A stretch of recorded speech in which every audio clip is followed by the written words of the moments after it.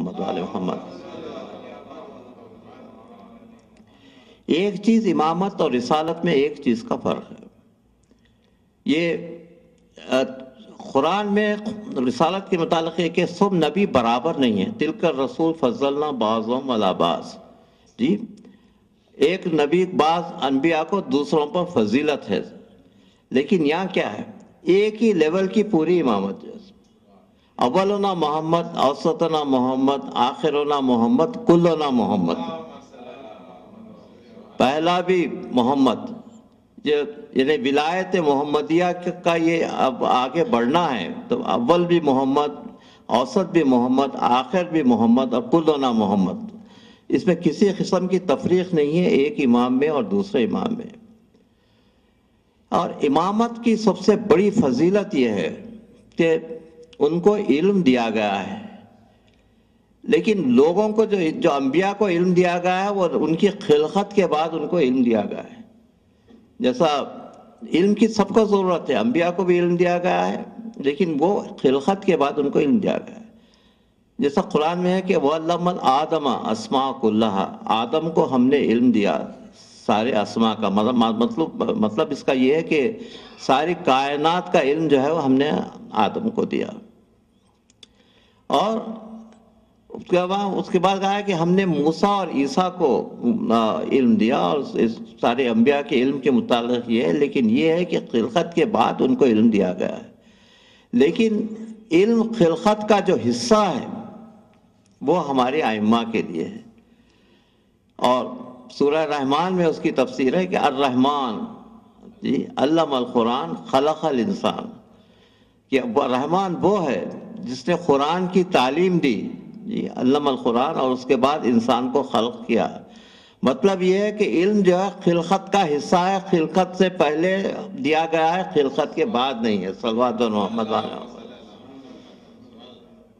تو علم جو ہے ائمہ کا ہمارے خلقت کا وہ حصہ ہے، جس طریقے سے اللہ کی صفات اللہ سے الگ نہیں ہے، جی اللہ بھی عالم ہے، لیکن علم جو ہے الگ نہیں ہے اللہ کی ذات سے، علم اللہ کی ذات ہی، اللہ علم بھی ہے، کل علم ہے، جی اسی طریقے سے یہاں جو ائمہ ہیں پورے کے پورے کل علم ہیں، کل ایمان ہیں، کل علم ہیں، اس لیے حضور فرماتے ہیں کہ جنگ خندق میں آج کل ایمان کل کفر کے مقابلے میں جا رہا ہے، صلوات محمد علیہ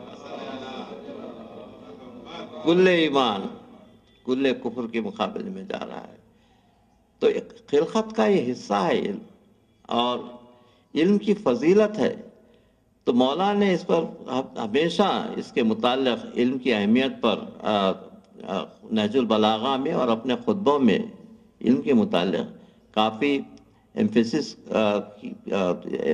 اس کو اسٹریس کیا ہے کہ کس طریقے سے علم کو حاصل کرنا چاہیے، کیونکہ ہمارے ائمہ میں اور دوسروں میں فرق یہ ہے کہ ہمارے ائمہ سارے کے سارے وہ راسخون فی العلم اوت العلم ومن عنده علم الکتاب، سارے کا سارا علم سے متعلق ہے اور علم سے الگ نہیں ہے، تو ہماری جو قوم ہے وہ علم کے ساتھ ہے، اور علم کی روشنی میں آگے ان کو بڑھنا چاہیے، اور ہمارے پاس اگر کوئی جاہل ہے تو وہ پھر ہم میں سے نہیں ہے، اس کو علم حاصل کرنا چاہیے، تو اس قوم کا ایک نشان امتیازی جو ہے وہ علم ہے، اور ہمارے ائمہ نے اپنی ساری زندگی علم کے متعلق باتیں کہی ہیں، اور خصوصاً ہمارے چھٹے امام جعفر صادق علیہ السلام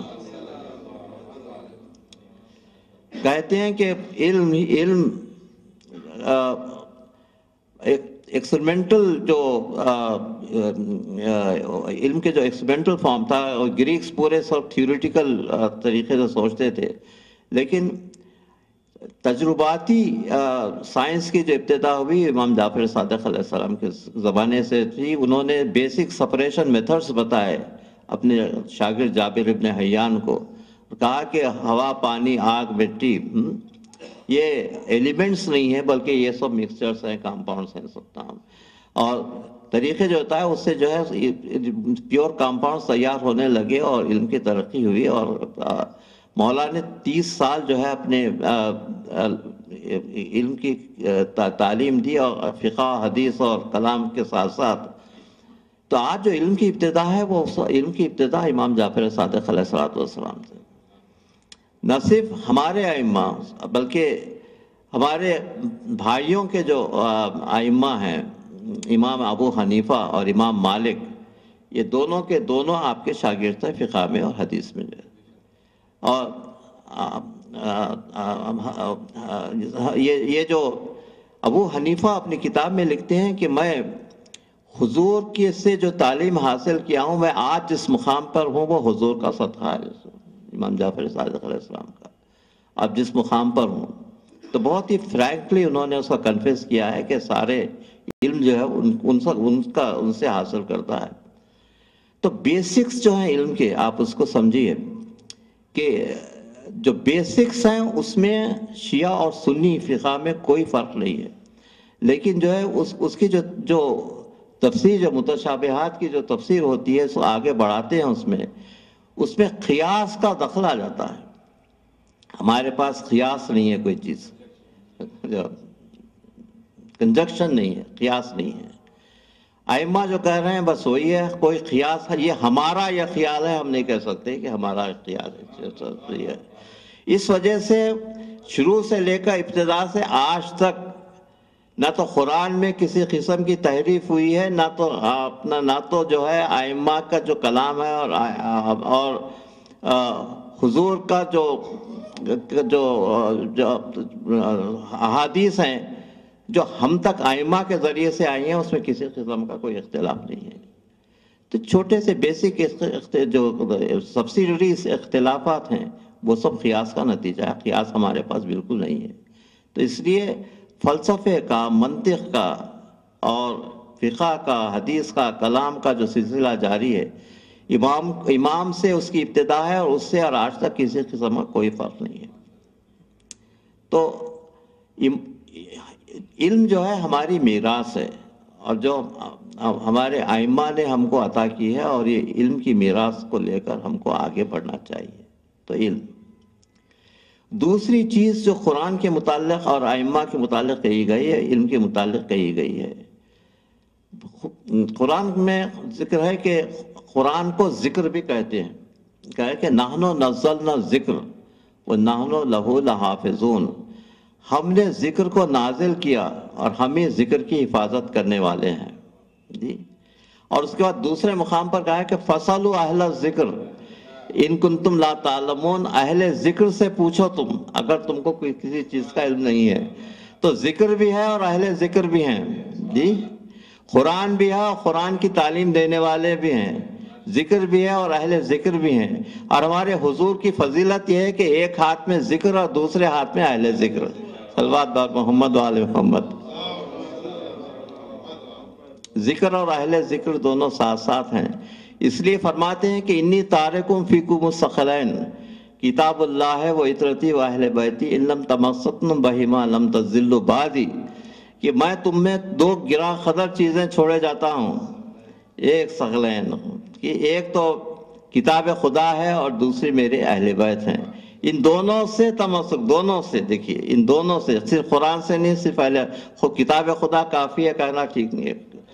کتاب خدا کے ساتھ کتاب خدا کو پڑھانے والوں کی بھی ذکر ہے، کو بھی ماننا چاہیے، اور ان سے ہی قرآن کو سیکھنا چاہیے جو اہل ذکر ہے. فَاسْأَلُوا أَهْلَ الذِّكْرِ إِن كُنتُمْ لَا تَعْلَمُونَ. دونوں ہیں. اور قرآن کیا کہہ رہا ہے؟ لا ردب ولا یابس الا فی کتاب مبین، کوئی خشک و تر ایسا نہیں ہے جو کتاب مبین میں نہیں ہے. اور امام کے متعلق کلو شاہین ایسا نہ ہو فی امام مبین. صلوات بر محمد و آل محمد. تو ذکر ہے اور اہل ذکر ہے.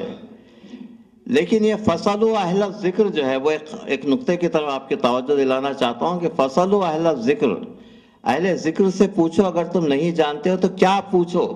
کیا قرآن کہہ رہا ہے کہ شریعت کے متعلق پوچھو، فلسفے کے متعلق پوچھو، منطق کے متعلق پوچھو؟ پوچھو اگر تم تو یہ جو چیلنج ہے کہ پوچھو اہل فصل و اہل ذکر، تو اس چیلنج کا جواب نہیں ہو سکتا اگر ایک چیلنج کرنے والا کوفے کے ممبر سے یہ نہیں کہتا کہ سلونی قبل ان تفقدونی، علی سے سوال کر لو قبل اس کے کہ تم علی کو کھو دو۔ مطلب یہ ہے کہ یہاں بھی وہی کہہ رہا ہے کہ سوال کر لو، کہہ رہے ہیں کس چیز میں سوال کرو، کس علم میں سوال کرو، کہا کہ جس علم میں تم سوال کرو گے میں جواب دینے کے لیے تیار ہوں۔ صلوات بر محمد و آل محمد۔ یہ ذکر اور اہل ذکر، فصل و اہل ذکر۔ اس کے بعد اللہ نے سورہ حمد میں ہم پڑھتے ہیں، جو یہ سورہ ایسا ہے کہ بغیر اس کے نماز پوری نہیں ہوتی، سورہ حمد کا پڑھنا ضروری ہے۔ الحمدللہ رب العالمین الرحمن الرحیم مالک یوم الدین ایاک نعبد و ایاک نستعین اہدنا الصراط المستقیم، یہ ہے نا، ہم کو سیدھے راستے کی ہدایت کر، اہدنا الصراط المستقیم صراط الذین انعمت علیہم، جی غیر المغضوب علیہم۔ وہ صراط کون سا راستہ؟ وہ راستہ جس پر تو نے اپنی نعمتوں کو نازل کیا ہے۔ آپ قرآن میں اس کا تو وہ کون سا راستہ ہے جس میں نعمتوں کو نازل کیا گیا ہے؟ جی الیوم اکملت لکم دینکم واتممت علیکم نعمتی ورضیت لکم الدین اسلام دینا۔ آج کے دن ہم نے تمہارے دین کی تکمیل کی اور نعمتوں کی تکمیل کی اور اسلام سے راضی ہو گئے۔ تو نعمتیں جس جگہ ہیں اس نعمتوں کے راستے کو اللہ صراط مستقیم کہہ رہا ہے، اور اس صراط مستقیم کی تلاش میں یہاں ادھر ادھر بھٹکنے کی ضرورت نہیں ہے۔ نعمتیں جہاں ہیں وہاں پر صراط مستقیم ہے۔ صلوات بر محمد و آل محمد۔ تو امامت کا راستہ جو ہے، وہ ولایت کا راستہ، وہ صراط مستقیم ہے جس پر انسان چلنے کے بعد ہرگز بھٹک نہیں سکتا۔ تو انشاءاللہ پھر ملاقات ہوگی، قید حیات اگر رہیں ہم تو اس اسلامک اسپریچولیٹی پر میں نے جیسے کہا ہے، لوگ جو بعد میں آئے ان کے لیے کہہ رہا ہوں، اس کے متعلق یہاں پر نیکسٹ ایئر انشاءاللہ مجالس ہوں گے۔ آج کی مجلس میں ہم امام کو رخصت کر رہے ہیں، آخری مجلس ہے، امام کو رخصت کر رہے ہیں، امام کو رخصت کرنے کا مقام۔ تو عاشورے کی صبح کی ابتدا، عاشورے کی جب صبح ہوئی تو صبح میں سب سے پہلے خیمہ حسینی سے اذان کی آوازیں آنے لگی۔ ایک طرف تو لہو لہب ہو رہا تھا، دوسری طرف لوگ نماز پڑھ رہے تھے، نمازی تھے، دوسری طرف لوگ نماز پڑھ رہے تھے۔ حضور نے حضرت علی اکبر کو حکم دیا کہ بیٹا علی اکبر آج تم اذان دو، اس لیے کہ حضرت علی اکبر صورت میں، سیرت میں، آواز میں، رفتار میں، گفتار میں حضور صلی اللہ علیہ وآلہ وسلم کے بالکل مشابہ تھے، اس لیے ہم ان کو شبیہ پیغمبر کہتے ہیں۔ تو اذان علی اکبر کی گونج کربلا کے میدان میں ہوئی، اور یہ بھی بتانا تھا کہ دیکھو رسالت ہمارے پاس ہے اور تمہارے پاس سوائے ضلالت کے اور کچھ نہیں ہے۔ اس کے بعد فوج کی ترکیب ہونا شروع ہوئی، اور وہ مختصر سی فوج 72 آدمی کی، جس میں میمنہ بھی بنا، میسرہ بھی بنا، قلب لشکر یعنی رائٹ ونگ، لیفٹ ونگ اور قلب لشکر۔ تو قلب لشکر کی علمداری جو ہے حضرت علی اکبر علیہ السلام کو دی گئی، اور میمنہ اور میسرہ جو ہے زہیر خین اور حبیب بن مظاہر، اور سردار لشکر ابو الفضل عباس، حامل علم حضرت ابو الفضل عباس۔ اس طریقے سے لشکر کی ترتیب ہوئی، اور یہ لشکر کی ترتیب کے بعد ہی سب سے پہلے جو جنگ کی ابتدا ہوئی، دیکھیے امام نے جنگ کی ابتدا نہیں کی تھی، آپ کی وہ سمجھانے کی کوشش کر رہے تھے کہ کافی یہ لوگ یہ